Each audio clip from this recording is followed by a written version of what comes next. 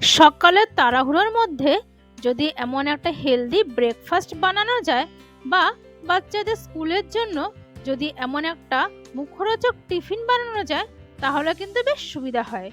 তাই আজ মাত্র 1 কাপ সুজি দিয়ে ও ঘরে থাকা কিছু সবজি দিয়ে সকালের টিফিন বানিয়ে দেখাবো। নমস্কার বন্ধুরা, মনিস কিচেনে আপনাদের সবাইকে স্বাগত। আজ আমাদের রেসিপি সুজির প্যানকেক। সুজির প্যানকেক বানানোর জন্য আমি প্রথমেই নিয়ে নিলাম 1 কাপ সুজি। এবার এর মধ্যে দিয়ে দেব 1 চা চামচ বেকিং পাউডার। তার সাথে এখানে আমি 2 রকমের লবণ ব্যবহার করব। প্রথমে দিয়ে দিচ্ছি রেগুলার সল্ট 1/4 চামচ, তার সাথে দিয়ে দিচ্ছি 1/4 চামচ বিট লবণ। আর এর মধ্যে আমি এবার দিয়ে দেব 1/2 কাপ টক দই। টক দইটা দেওয়ার পরে আমি সমস্ত কিছু একটু শুকনো অবস্থাতেই মিশিয়ে নেব। এরপর আমি সামান্য জল দিয়ে আরও একবার সমস্ত কিছু মিশিয়ে নিচ্ছি। জলের পরিমাণটা কিন্তু অল্প করেই দিতে হবে। একবারে বেশি করে জল দিলে সুজি জল টানতে পারবে না। তাই অল্প করে জল দিয়ে ভালো করে সমস্ত কিছু মিশিয়ে নিয়ে 10 মিনিটের জন্য আমি রেস্টে রেখে দেব সুজির মিশ্রণটা।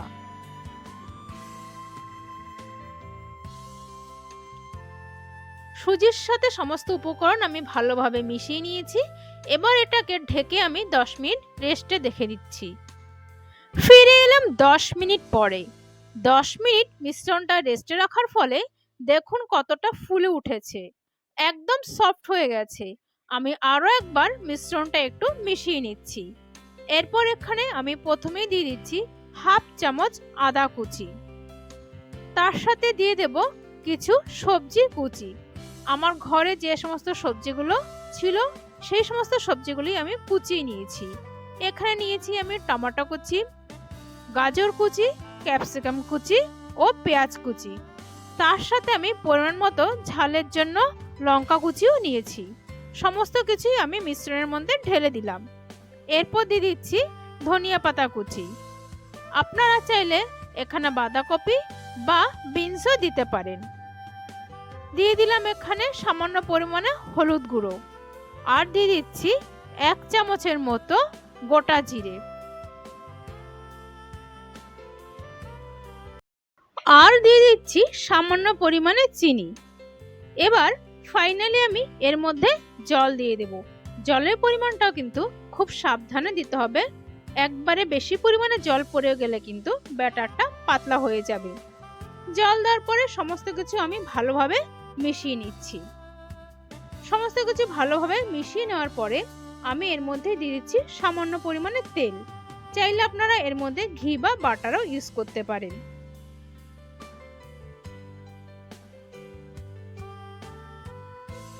তেল দেওয়ার পরে আরও একবার ভালো করে মিশিয়ে নিলাম। বন্ধুরা, আপনারা এবার বুঝতেই পাচ্ছেন ব্যাটারের থিকনেসটা ঠিক কিরকম হবে। এবার আমি কুক করার জন্য একটা ননস্টিকের ফ্রাই প্যান নিয়েছি আর তাতে সামান্য পরিমাণে সাদা তেলও ব্রাশ করে দিলাম। একটা ল্যাডেলের মাধ্যমে মিশ্রণটা তুলে ঠিক এইভাবেই ছোট্ট ছোট্ট গোল করে দিচ্ছি। ঠিক এইভাবে ছোট্ট ছোট্ট গোল করে দিলে কুক করতে অনেক বেশি সুবিধা হবে ও সংখ্যা তো বেশ অনেকগুলো হবে। এক পাশ হয়ে গেলে অপর পাশও উল্টিয়ে দিয়ে ঠিক একই রকম ভাবে কুক করে নিতে হবে।